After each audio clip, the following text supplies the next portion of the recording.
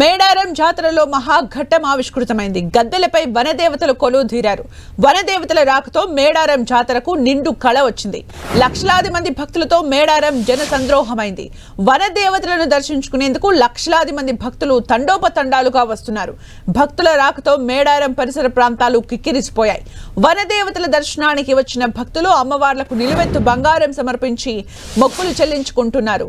ఇక ఇవాళ వనదేవతలను గవర్నర్ జిష్ణుదేవ్ వర్మ దర్శించుకోనున్నారు. అమ్మవార్లను దర్శించుకుని మొక్కులు చెల్లించుకోనున్నారు.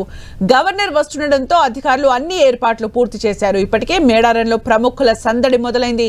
కేంద్ర మంత్రులు, రాష్ట్ర మంత్రులు, పలువురు ఉన్నతాధికారులు వనదేవతల్ని దర్శించుకుని నిలువెత్తు బంగారం సమర్పించుకున్నారు. ఇప్పటికే జాతర జనసంద్రంగా మారడంతో సమ్మక్క సారాలమ్మలను దర్శించుకునేందుకు దాదాపు 4 గంటల సమయం పడుతోంది.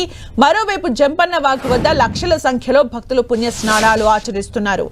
జనవరి 28న పగిడిద్దెరాజు, గోవిందరాజు, సారాలమ్మ గద్దెపైకి చేరగా నిన్న సమ్మక్క తల్లి గద్దెపైకి చేరింది. ఇక ఇవాళ అమ్మవార్లు సమ్మక్క, సారక్క ఇద్దరు గద్దెలపై కొలువు తీరి భక్తులకు దర్శనమిస్తున్నారు.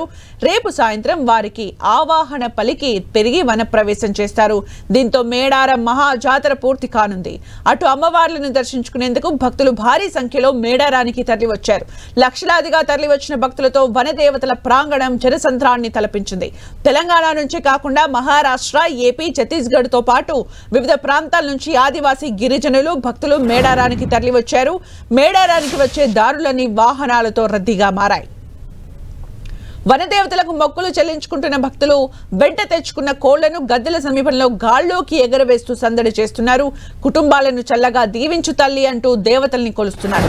ఎత్తు బంగారాలను సమర్పిస్తున్నారు. మేడారంలో దారి పొడవునా గిరిజన మహిళల నృత్యాలు, దొరల కొమ్ము బూరల శబ్దాలు భక్తులకు స్వాగతం పలుకుతున్నాయి. ఇక్కడి వాతావరణం భక్తులను భక్తి పారవశ్యంలో ముంచెత్తుతున్నాయి. అడవి తల్లుల ఆశీస్సుల కోసం లక్షలాది మంది భక్తుల రాకతో మేడారం అడవి పులకించిపోతోంది. ఆధునిక కాలంలోనూ ఆదివాసీ సంప్రదాయాలు ఎంత శక్తివంతంగా ఉంటాయో చాటి చెప్పే ఈ జాతర కేవలం ఒక పండుగ మాత్రమే కాదు, అది కోట్లాది మంది నమ్మకం.